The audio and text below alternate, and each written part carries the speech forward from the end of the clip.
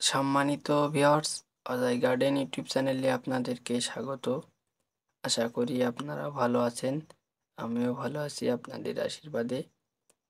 Viewers, আজকে আপনাদেরকে দেখাবো যে কিভাবে আঙুল ফলের কাটিং থেকে চারা তৈরি করবেন।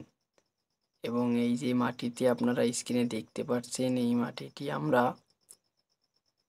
তৈরি করেছি গোবর সার, বেলে দোআঁশ মাটি এবং রাসায়নিক সার এবং দানাদার। এটা দিয়ে মাটিটি আমরা ভালোভাবে মিশ্রণ করেছি। এরপরে কি হবে, এই মাটিটি ভালোভাবে মিশ্রণ করার পরে আমরা এই পলিব্যাগে ভালোভাবে ভর্তি করে নিচ্ছি।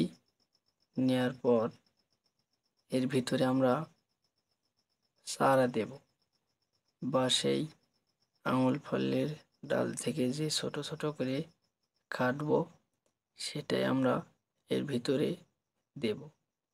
এই যে আপনারা স্ক্রিনে দেখতে পাচ্ছেন, মাটি আমাদের ভর্তি করা শেষ।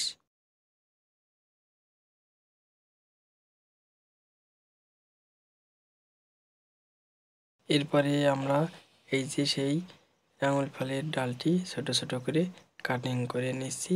দর্শক, আপনারা দেখতে থাকুন ভিডিওটি।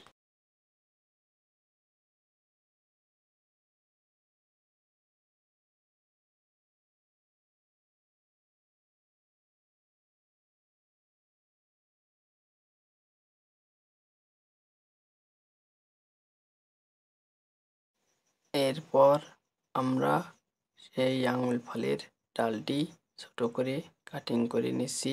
আপনারা দেখতে থাকুন এই ভিডিওতে যে আমরা কিভাবে আঙুল ফলের কাটিং থেকে চারা তৈরি করি।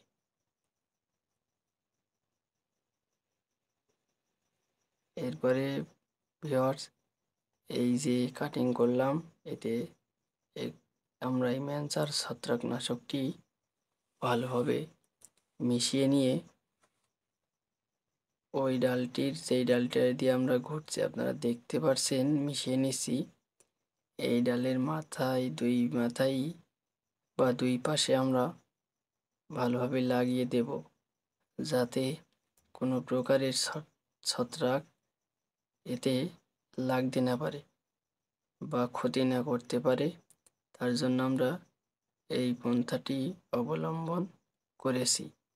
আপনারা অবশ্যই স্ক্রিনে দেখতে পাচ্ছেন কিভাবে আমরা ভালোভাবে ছত্রাকটি মাখিয়ে নিচ্ছি। মাখানোর পর এটি আমরা যে পলিব্যাগে আমরা মাটি ভর্তি করেছি তার ভিতরে এটি ভালোভাবে বসিয়ে দেব। দর্শক, আপনারা দেখতে থাকুন।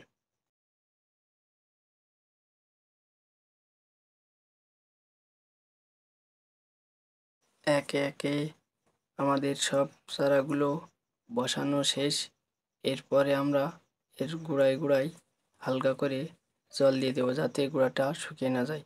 এবং ভিডিওটি যদি ভালো লাগে একটি লাইক, শেয়ার এবং আপনাদের কোনো মন্তব্য থাকলে কমেন্টের মাধ্যমে আমাকে জানাতে পারেন। এবং অবশ্যই অজয় গার্ডেন ইউটিউব চ্যানেলটি সাবস্ক্রাইব করবেন। পরবর্তী নতুন আরেকটি ভিডিও নিয়ে অন্য কোনো এক সময় দেখা হবে। ধন্যবাদ।